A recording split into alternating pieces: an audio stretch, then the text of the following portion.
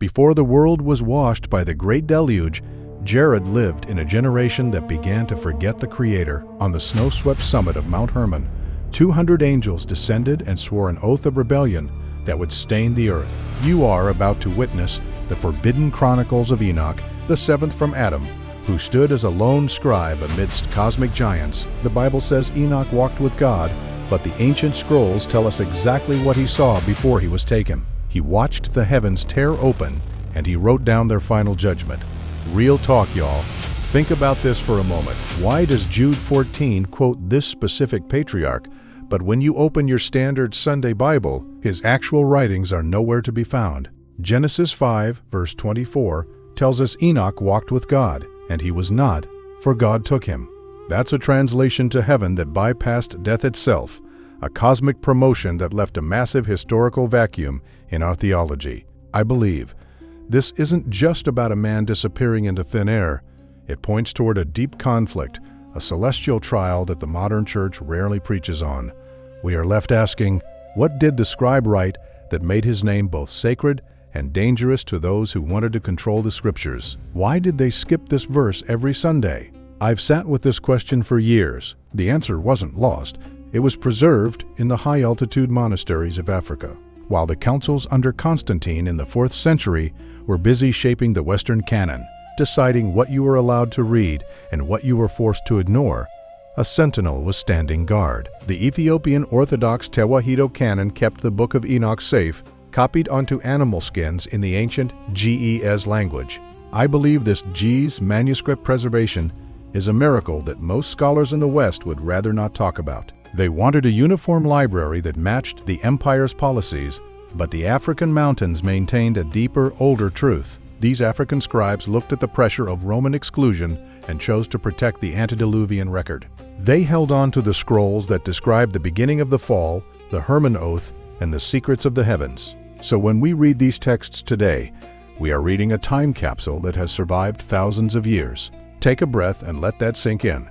We are about to look directly at the records of the Watchers. We are going to see what happened when heaven met earth in a way that was never intended. I've been sitting with this particular chapter of Genesis for a long time, and I keep coming back to how most Sunday school lessons clean it up. If you grew up in the church, you were probably taught the standard interpretation that makes everything feel safe. They tell you the sons of God in Genesis 6 were simply the righteous descendants of Seth, and the daughters of men were the corrupt lineage of Cain. It sounds neat, right? It keeps things inside a simple moral framework. But when you look at the text closely, that explanation begins to fall apart under the weight of its own contradictions. The text describes a sudden, radical shift, not just a gradual mixing of families. Let's look at the ancient Hebrew roots. The phrase used in the original text is Bene ha-Elohim. Every other time this phrase appears in the Old Testament, like in Job 1 verse 6 or Job 38 verse 7, it refers to angelic beings, members of the heavenly council. The scriptures do not say righteous men married wicked women. It says cosmic entities looked down at the daughters of men and took them as wives. I believe this points toward a profound boundary crossing, an unnatural bridge between the spiritual and the physical that shook the foundations of creation. This is where the Ethiopian GEA's texts become indispensable. The Book of Enoch does not speak in vague metaphors here, calls these entities the Watchers, immortal messengers who abandoned their proper dwelling and crossed the threshold into our world. The GE's phrasing preserves their names, their structure, and their descent. It shows us that what Genesis summarizes in 4 brief verses was actually an ancient rebellion that reshaped the earth, introduced forbidden technologies, and birthed the Nephilim giants who would consume the work of men. This is the foundation of the pre-flood narrative, a history that Constantine's councils attempted to clean up, but could never fully erase from the memory of the saints. I've been sitting with these verses since 2019, right after I left my role as worship leader in Birmingham. I remember sitting on my porch, Malik was playing basketball in the driveway, and my mom's old KJV Bible was open on my lap. I used to read Genesis 6 as a simple history lesson about human corruption, a story about common backsliding. I was wrong about that for a long time. It took me years of personal research and sitting with the text to see the friction in the text, to realize we've been taught a softened story. The truth is much heavier, and it reveals a cosmic conflict that still echoes today. It changed how I read the entire Bible. To understand the weight of what happened next, we have to look back at the antediluvian landscape.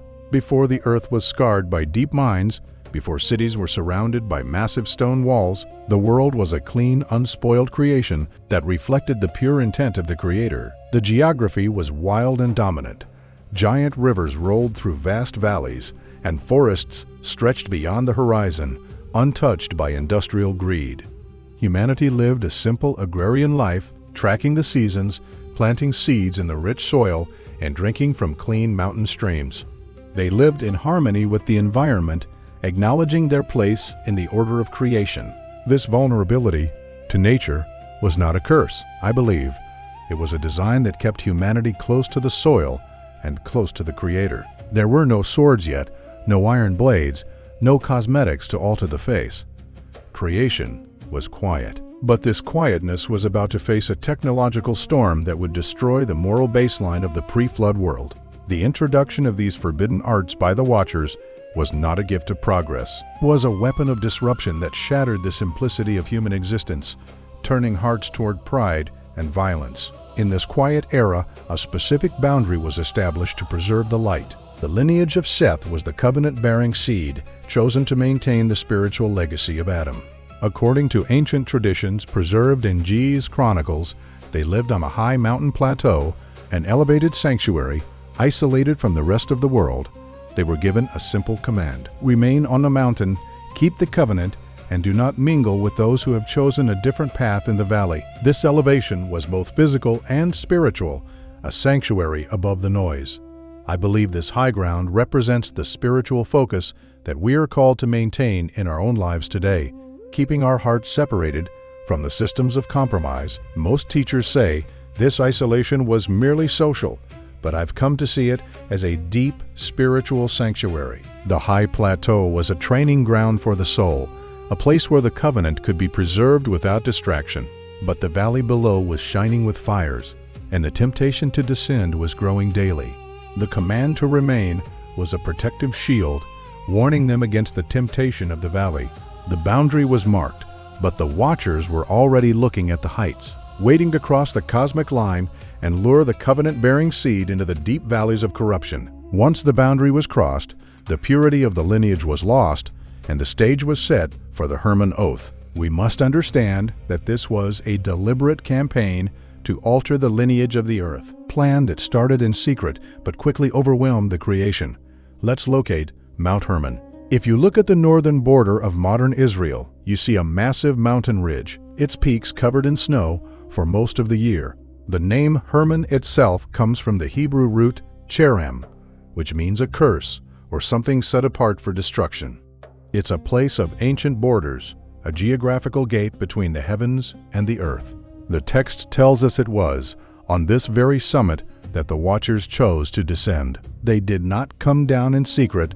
They came to the high mountain to establish their base, declaring their separation from the divine presence. I believe the physical height of the mountain served as a platform for their pride, a place where they could look down upon the human valleys. Semjaza, the leader of this angelic rebellion, looked at his companions and saw the danger of their plan. He understood that crossing the cosmic boundary was a massive, irreversible sin. He stood before the 200 and said, "I fear you will not indeed agree to do this deed, and I alone shall have to pay the penalty of a great sin." He was warning them. He knew the judgment of the Creator would be absolute, and he did not want to stand alone in the fire of wrath. This warning reveals that the Watchers were fully aware of the laws of heaven. They were not ignorant of the boundaries, but their desire was stronger than their obedience. Their answer was swift. They did not retreat or reconsider their path. Instead, they proposed a covenant of rebellion to bind their wills together. They said, "Let us all swear an oath, and all bind ourselves by mutual curses, not to abandon this plan, but to do this thing." Think about that. They were so determined to cross the boundary that they locked themselves into a curse. I believe this mutual curse agreement was a dark parody of God's covenant. They bound their fates together, ensuring that no single Watcher could repent or escape the coming judgment. It was a contract of absolute rebellion, a seal that locked them into their fallen state. When I first read this translation in 2018, I remember sitting in my living room, the winter wind hitting the window, and it hit me how calculated this was. We often picture evil as chaos, as a sudden lapse in judgment or a moment of weakness. But the Hermon Oath tells us something different. It tells us that rebellion can be structured, contractual, and cold. They sat on that freezing summit and signed their names to a curse. I believe they knew the consequences, but the desire to possess the earth and the daughters of men was stronger than their fear of the Creator. This was a deliberate choice to abandon light, and it began a cycle of destruction that would consume the ancient world. As we examine this Hermon Oath, we must ask ourselves, how often do we see this same pattern in our world today?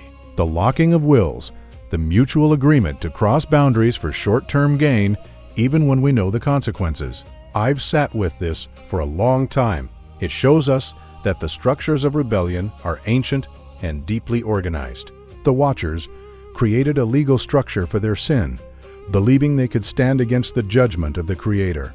But as we will see, no contract of rebellion can withstand the fire of holiness. The judgment would be precise, legal, and final, breaking their dark oath under the weight of divine truth. In 1 Enoch 6, verse 6, the text names the place. They descended on Hermon because they had sworn and bound themselves by mutual curses upon it. This event took place in the days of Jared. In the ancient Hebrew lineage, names are never accidental. They are prophetic timestamps that record the history of humanity. Jared literally translates to descent, or he who descends. I believe the very name of the generation was marked by this cosmic crossing, a permanent stain on the lineage of the patriarchs. It was the moment heaven poured down into the valleys of men, not for blessing, but for disruption and genetic contamination. As they crossed from the spiritual realms into the physical world, they had to manifest in a shape that could interact with human daughters. They were not vague spirits or formless shadows. They took on physical, tangible forms that carried a powerful presence. They walked among men, looking like majestic, tall figures, carrying the radiant remnants of their celestial origins, but corrupted by their rebel intent. This was the forbidden step, the ultimate violation of cosmic law. They left their own principalities, violating the dimensional order established by the Creator, and there was no turning back. They traded their wings of light for garments of dust. The oath they swore on the mountain became the foundation of their new empire on earth. When you contrast this cursed contract with the holy covenant God made with Abraham or Noah, you see the radical inversion of law. A holy covenant is built on life, obedience, and divine blessings that flow through generations. The Watchers' covenant was built on rebellion, fear of judgment, and mutual destruction. It was a binding of darkness, a contract that forced them to sink together. I believe this reveals how the enemy always tries to create structures that mimic God's order, but they always lead to decay. They wanted a partnership of rebellion, a union of darkness that would shield them from the consequences of their deeds. But the law of the Creator is not mockable. You cannot write a contract with death and expect to inherit life. I've been sitting with this concept of eternal locks.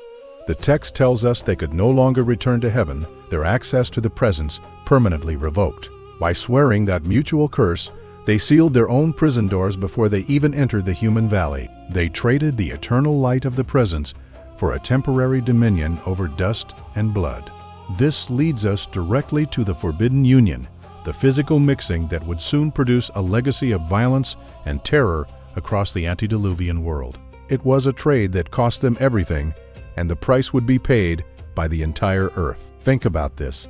The Watchers were willing to trade eternity for a moment of physical dominion. I see this same trade happening in our lives every day when we sacrifice our spiritual high ground for the passing pleasures of the valley. The scrolls of Enoch are not just history.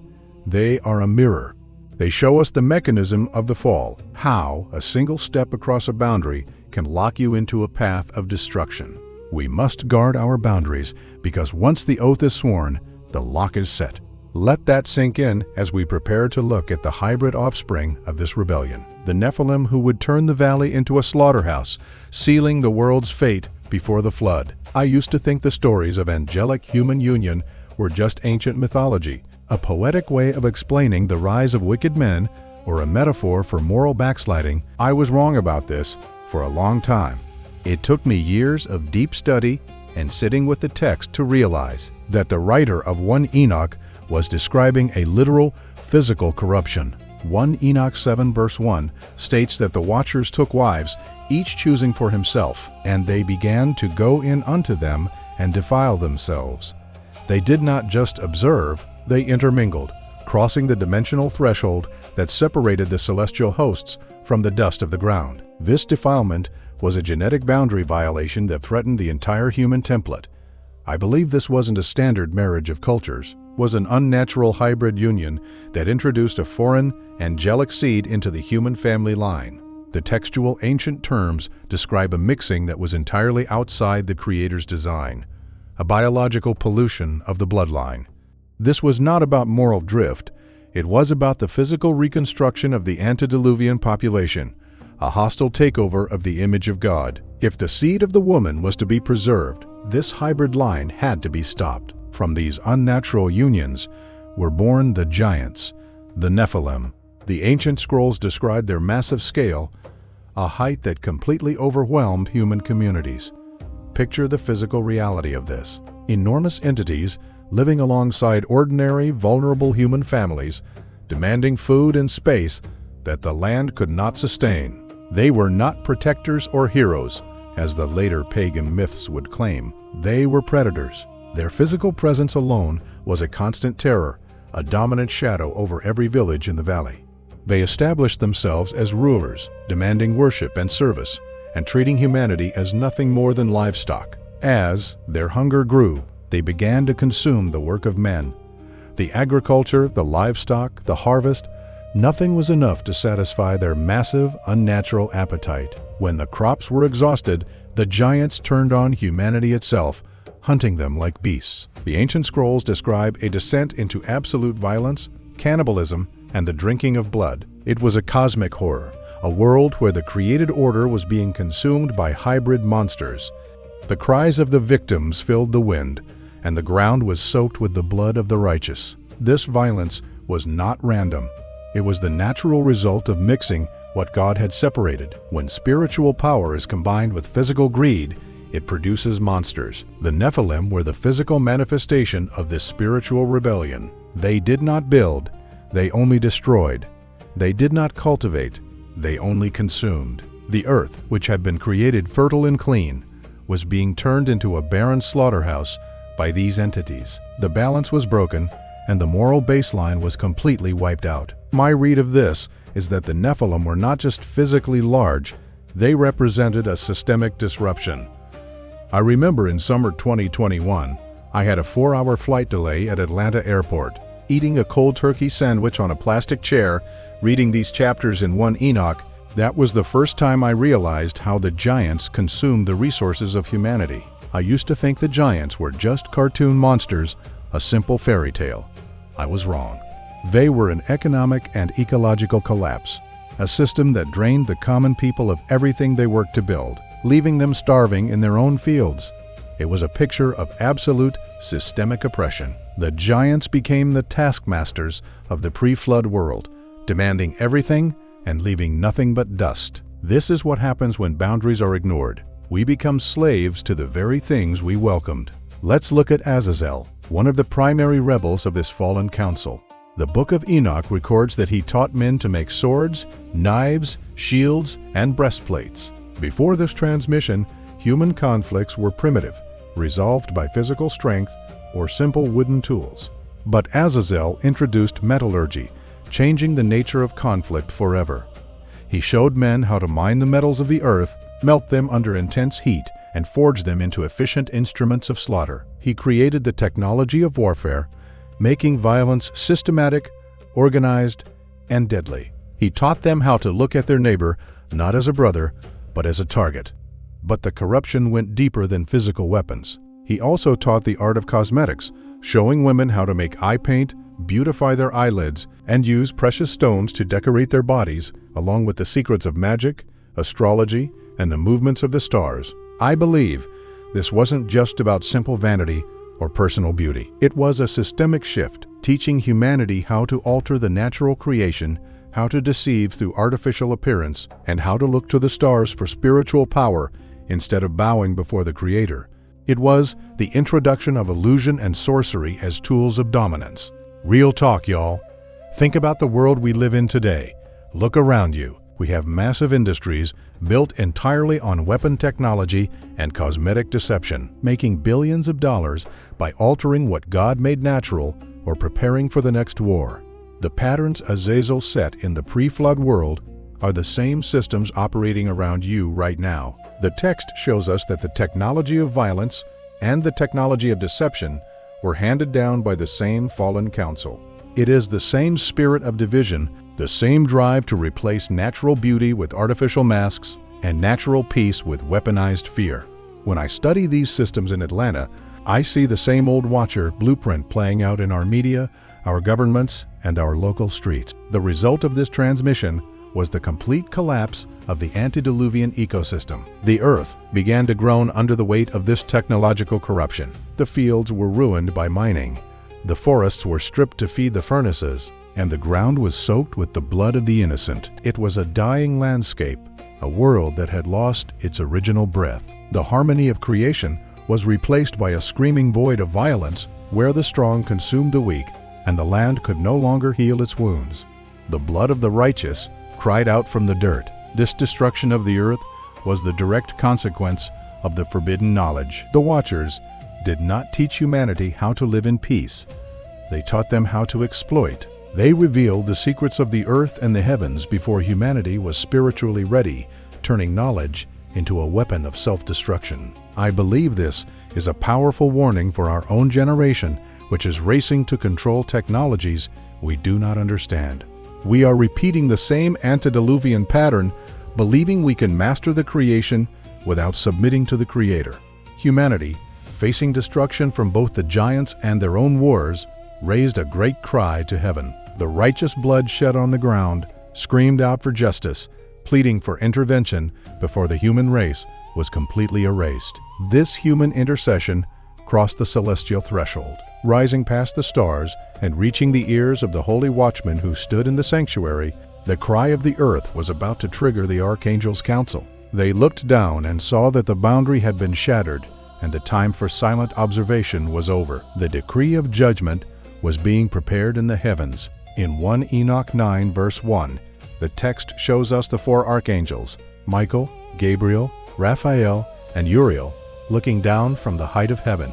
They were standing at the windows of the heavenly sanctuary, peering through the cosmic portals that separate the spiritual realms from the physical universe. They did not see a quiet, peace-filled planet.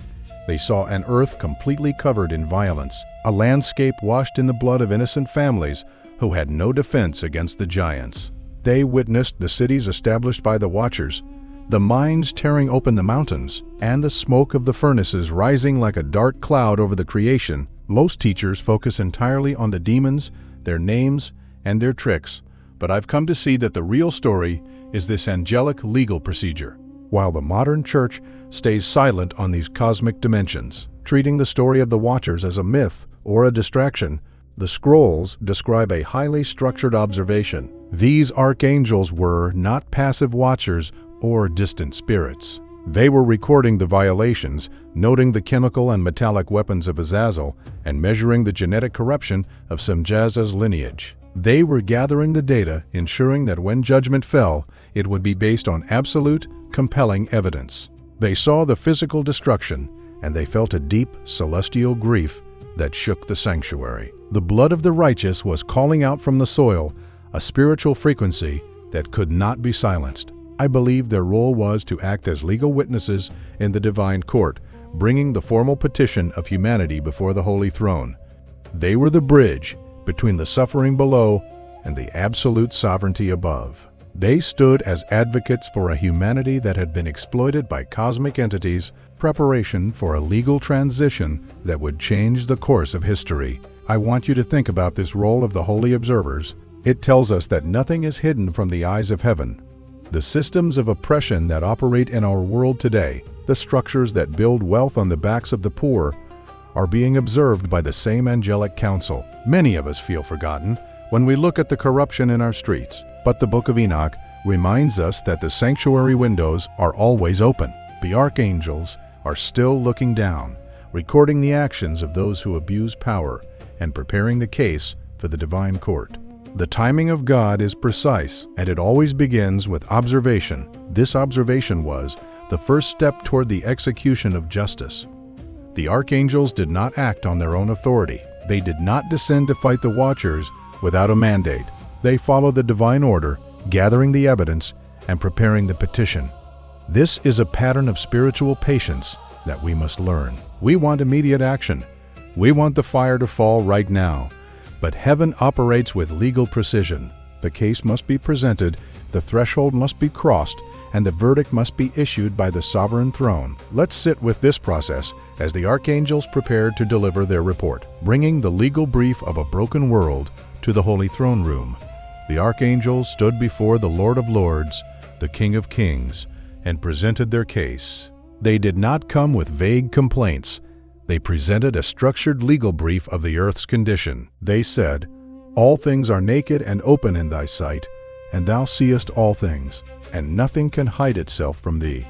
They were delivering an eternal legal petition on behalf of the souls of men who were crying out from the dust. They presented the physical evidence of Azazel's metallurgy, the cosmetic deceptions, the genetic unions of Semjaza, and the screams of the dying earth that had reached the thresholds of the heavens.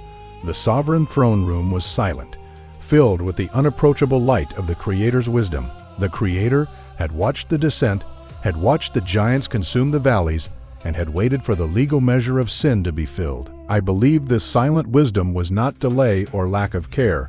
It was the gathering of the law. The Creator does not act in panic. He waits until the evidence is complete, until every option for repentance has been exhausted. Now the courtroom was closed, the verdict was decided, and the decrees were about to be issued to the four winds, carrying the execution orders to the ends of the creation. The Creator spoke, and his commands shattered the cosmic balance. He assigned Raphael to a specific, heavy task. Bind Azazel hand and foot, cast him into the darkness, and open the desert which is in Dudael. Raphael was commanded to place sharp and jagged rocks over the fallen angel, covering him in absolute shadow so he could not see the light of day. He was to remain there in silence, a physical monument of judgment, awaiting the great day of burning when he would be cast into the fire.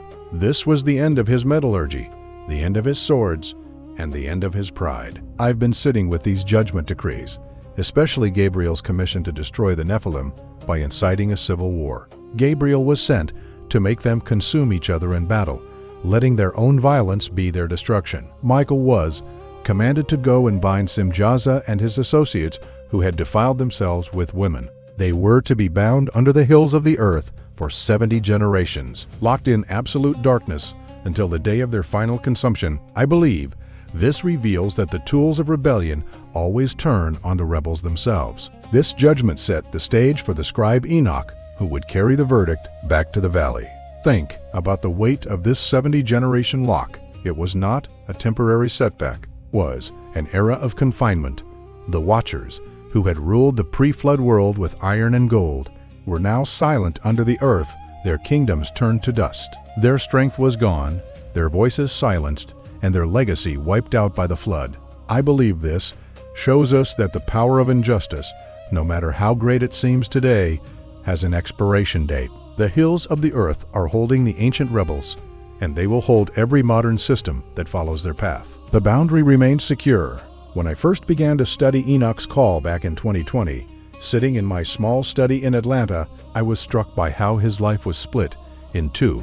Before this commission, Enoch was a patriarch, a father raising Methuselah, living a life of quiet agrarian faith on the plateau.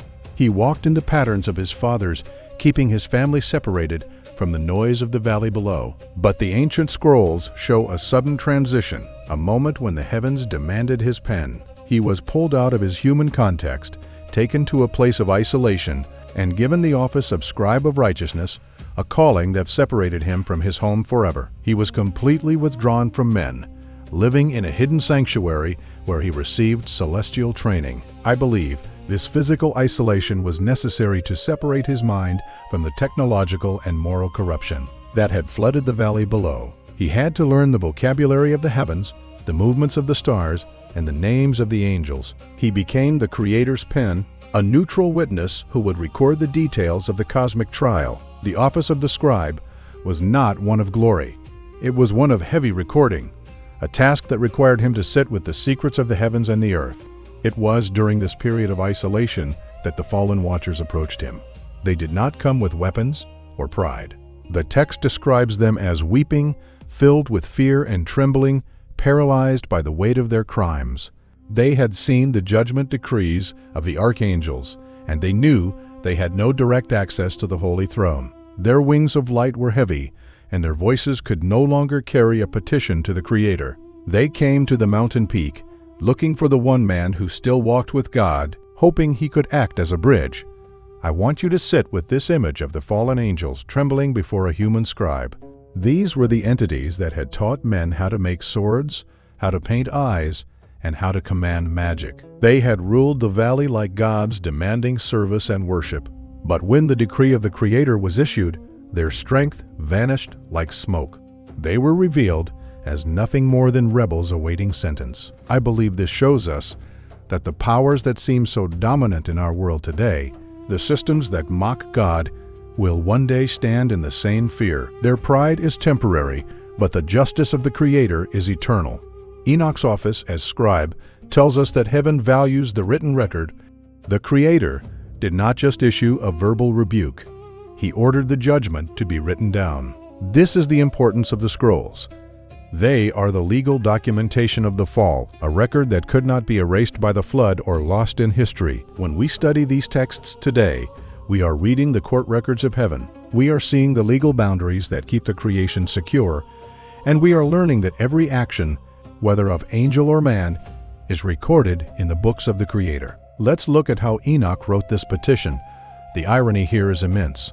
Immortal beings who had stood in the presence of the Creator before time began were now begging a mortal man to speak for them. They had lost their speech right, their voice in heaven silenced by their rebellion. They requested Enoch to write a petition of intercession for them, hoping that his clean human voice could carry their plea across the boundary. Enoch accepted the task, preparing to record their words without compromise.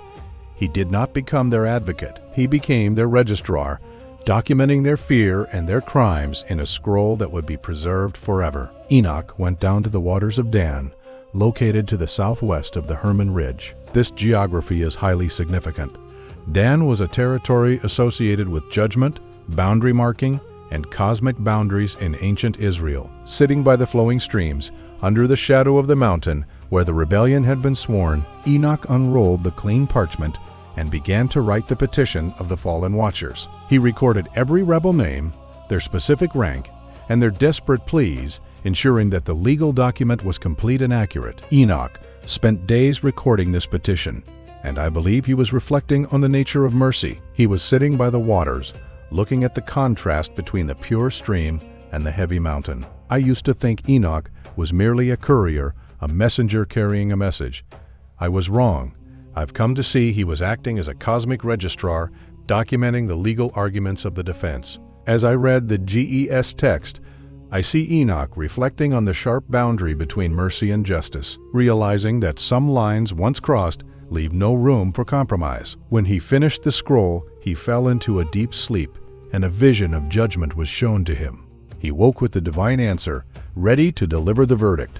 1 Enoch 14 verse 1 records the opening of the word of righteousness and of the eternal correction of the watchers. The prayer of the rebels was completely shut out of heaven. The Creator issued an absolute rejection of their petition. There was no peace granted, no petition accepted, and no forgiveness extended to the entities who had crossed the celestial boundary. Their legal case was closed, their defense rejected, and their doom sealed. The no peace declaration was absolute. They were told their petition would not be granted throughout all the days of eternity. I believe this shows that some boundary violations are so severe that they trigger an irreversible legal seal, point of no return, where grace can no longer operate. They had abandoned their cosmic offices to pollute the human seed, and their eternal lot was now finalized. They were cut off from the light of the presence, left in the outer shadow. This set the stage for Enoch's personal ascent, where he would travel through the heavens to receive the verdict from the great glory in person. This rejection reveals the legal order of heaven. The Creator is a God of order, and the boundaries he established are not suggestions. When the Watchers crossed the dimensional line, they broke the cosmic contract.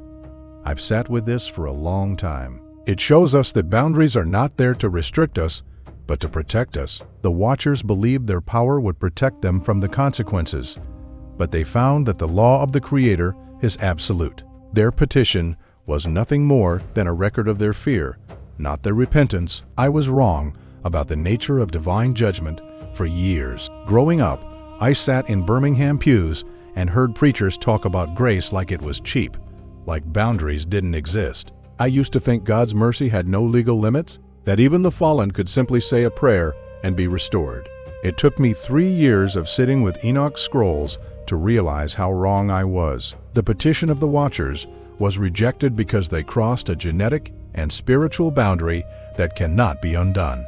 In winter 2022, I remember discussing this with Tasha in our kitchen. Malik was applying for colleges, and the stress was high. And she looked at me and said, "Some gates, once you walk through them, they close forever." That's the weight of Hermon.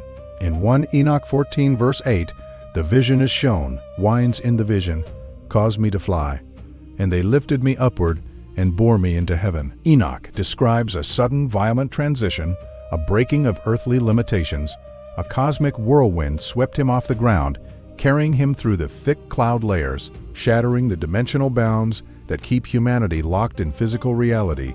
He was passing through the cosmic portals, leaving the dust of the earth behind. He was not just ascending physically, he was crossing into a different density of existence, where the laws of nature no longer applied. As he ascended, the paths of the stars and the courses of lightning became visible, swirling around him like a river of light. He was entering the spirit realm, a place where fire has form and wind has a voice of authority. I've been sitting with this image of a mortal man, made of earth and clay, crossing into the presence of holy flames. Enoch describes the terror that seized him, a deep physical trembling as he realized he was moving toward the origin of all existence. Human dust was meeting eternal fire, and only the divine protection kept him from being consumed in the crossing. The whirlwind deposited him before a massive, awe-inspiring structure. He saw a house built of hail, its walls resembling a mosaic of ice, and its floor was a crystal stone path that reflected the cosmic lights. It was an architecture of extremes, combining the coldness of hail with the warmth of living light. Enoch walked along the crystal path, his footsteps silent, feeling the intense chill of the structure that was somehow suspended in the heavens. It was a place of absolute purity, untouched by human hands or earthly decay. This journey was a direct revelation of the heavenly order. Enoch was being shown that the heavens are not a vague, empty space, but a highly structured realm of government. The crystal house and the walls of fire were not just decorations. They were the boundaries of the divine court. I've sat with this for a long time. It shows us that holiness has an architecture, a structure that separates the sacred from the profane. Enoch was the first human to enter this government house, representing a humanity that was seeking justice against the corruption of the valley. Surrounding this crystal house were walls of fire, with tongues of flame rising from the foundation and licking the sky. The sensory overload was complete.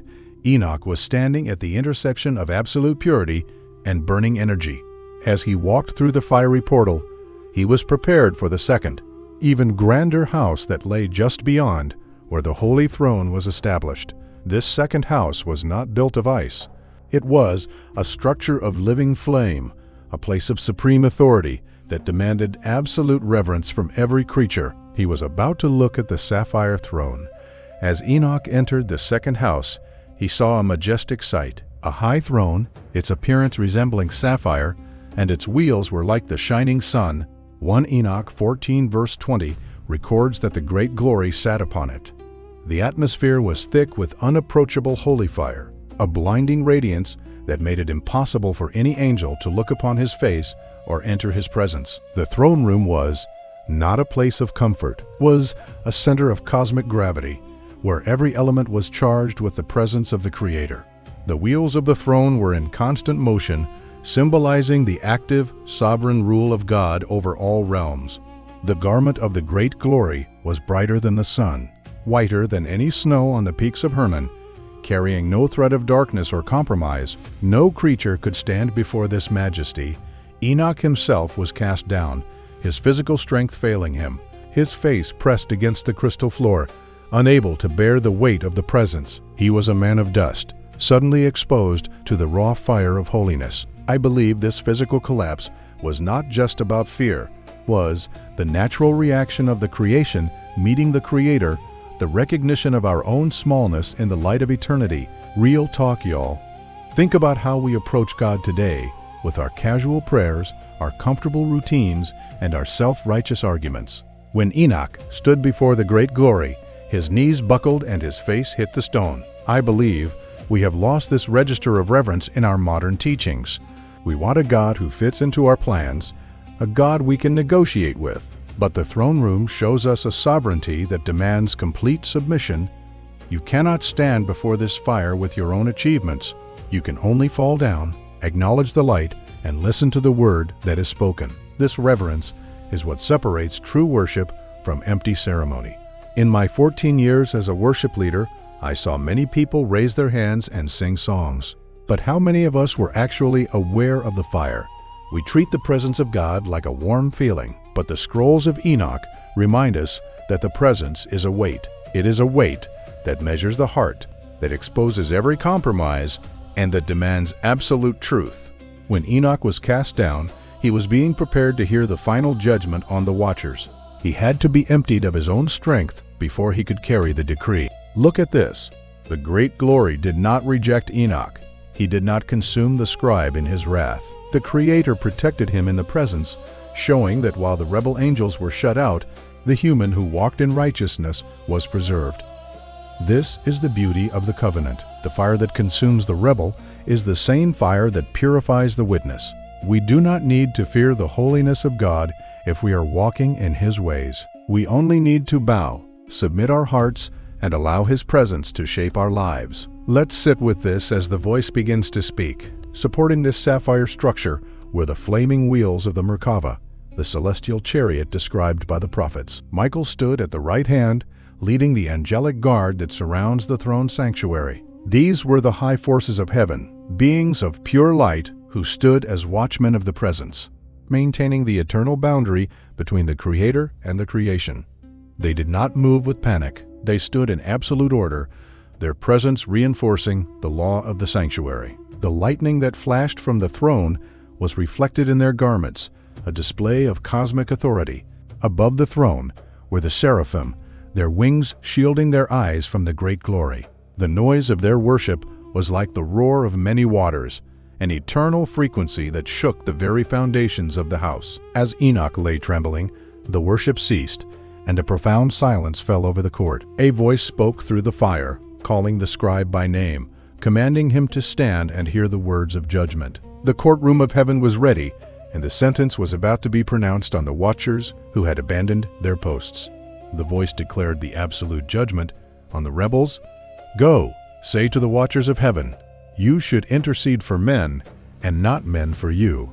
The sentence was final. They were condemned to watch the destruction of their Nephilim children on earth, unable to intervene or save them from the civil war. And once that violence was complete, the watchers themselves would be bound in the dark valleys of Dudiel, shut out from the light of heaven for 70 generations. It was a sentence of absolute exclusion, a complete rejection of their rebellion. This sentence highlights the principle of cosmic responsibility. The watchers were given high offices, great power, and deep knowledge. But with that elevation came a higher standard of judgment. When they chose to pollute the creation, their fall was deeper than any human sin. I've sat with this for a long time. It shows us that those who hold spiritual authority will face a stricter trial. The watchers believed their status would shield them, but they found that the Creator's holiness is uncompromising. Their rebellion was met with a legal response that locked them in darkness, establishing a pattern that still operates today. Most teachers say that angelic beings are outside the reach of the law, that they exist in a state of absolute immunity. But I've come to see this scene as a clear warning. The text shows us that the same law that governs human boundaries applies to the celestial hosts. If angels can be bound under the earth for 70 generations, then no created being is immune to the Creator's justice. The judgment was written, the execution decree was signed, and Enoch was sent back to the valley to deliver the verdict. This reframes our entire understanding of cosmic law, showing that boundaries are universal. The execution of the decree began with Azazel, the teacher of war and deception.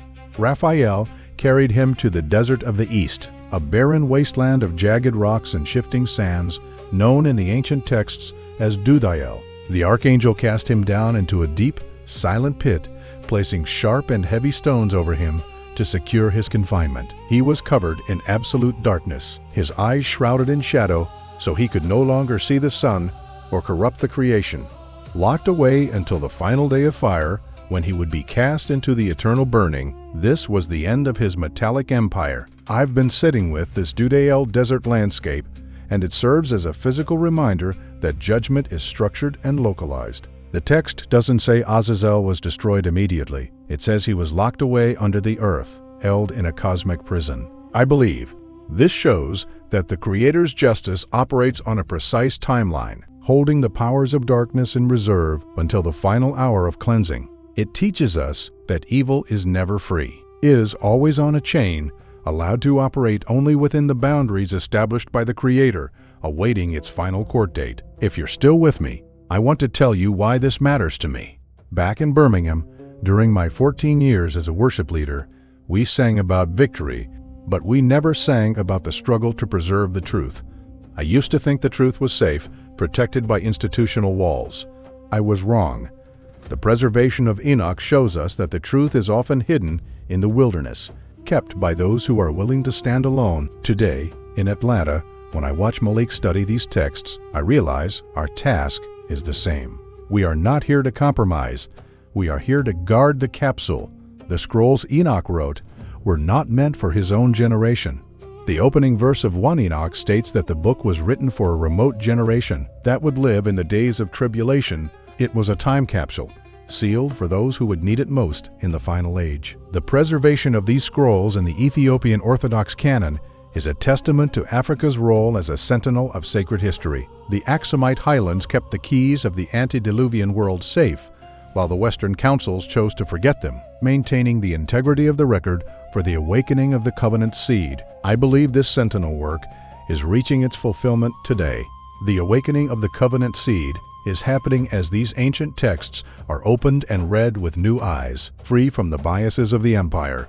We are being called to remember our ancestry, to look at the scriptures with a clear mind, and to stand in the truth that was preserved for us. The high-altitude highlands of Aksum did not hold these scrolls in vain. They kept them for this hour, when the children of the covenant would stand up and reclaim their heritage. These are reflections from where I stand.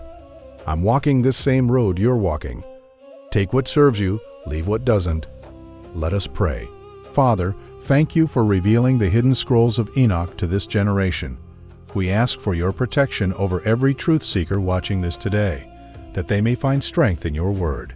Grant us the courage to stand in our identity and guard the inheritance you sealed in the mountains of Africa. Walk remembered, walk forward. Amen. Subscribe because there's more truth coming, and share this with one person who is studying prophecy today. Comment Enoch below. Let me see who is awake.